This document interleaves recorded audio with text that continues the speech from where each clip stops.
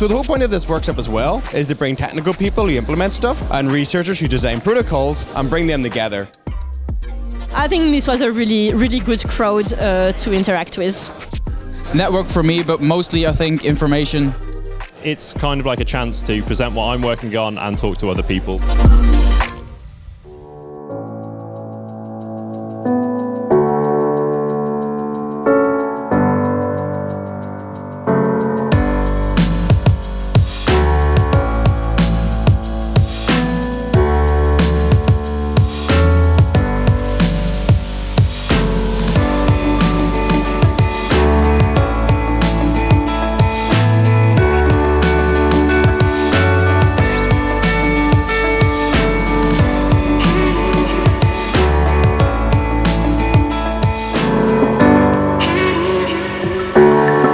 I think these events are very useful for researchers to meet in person, face to face, and discuss ideas. Mostly I come for the speakers to learn more about it. I have to say this is one of the best events I have attended.